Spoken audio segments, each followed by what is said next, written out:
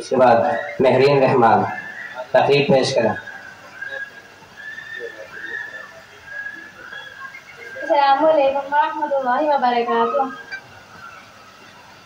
نحمده ونصلي على رسوله الكريم أما بعد، قال الله تعالى: أعوذ بالله من الشيطان الرجيم، بسم الله الرحمن الرحيم، والعصر إن الإنسان لفي خسر إلا الذين آمنوا وعملوا الصالحات وتواصوا بالحق وتواصوا بالصبر، صدق الله العظيم۔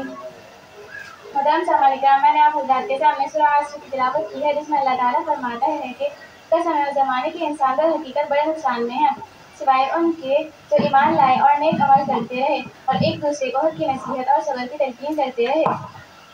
حضرات یہ سورت دکھنے میں بہت چھوٹی سی سورت ہے، لیکن حقیقت یہ ہے کہ یہ سورت پورے دن کا خلاصہ ہے۔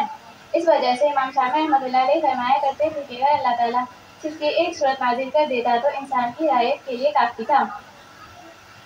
بہرحال اس مبارک صورت میں اللہ تعالیٰ نے زمانے کی قسم کھا کر یہ فرمائی ہے کہ سارے کے سارے انسان نقصان میں ہیں، سوائے ان کے جن میں یہ 4 صفاتیں پائی جائے۔ نمبر 1، ایمان، جس کا اللہ تعالیٰ پر اور اس کے بھیجے گئے دین پر اور اس کے رسولوں پر اور اس کے تمام احکامات پر کامل و یقین ہو کہ یہ سچا ہے، برحق ہے اور خدا کی طرف سے بھیجا گیا ہے۔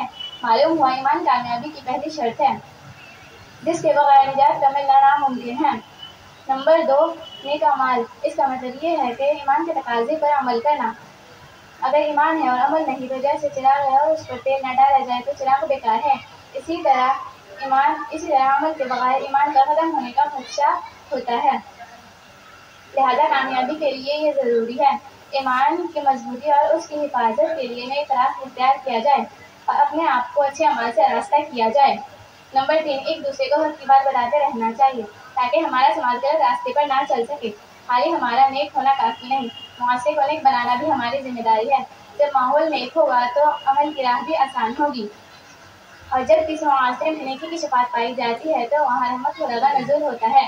امت مسلمہ کی یہ ذمہ داری ہے کہ وہ لوگوں کو حق بات بتاتے رہے، خیر کی تلقین دے اور برائیوں سے روکے اور انسانیت کو غلط کام کرنے سے روکنے کی کوشش کرے۔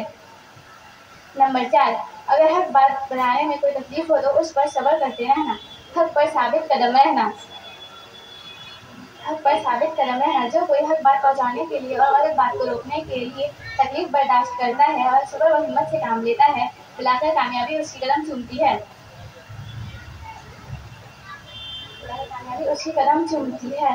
اور اسے جو ثواب عطا کیا جاتا ہے وہ چند الفاظوں میں بیان نہیں کیا جا سکتا۔ خلاصہ کلام یہ ہے کہ جو ان 4 باتوں پر عمل کرے گا وہ یقیناً کامیاب ہوگا۔ وما علینا الا البلاغ۔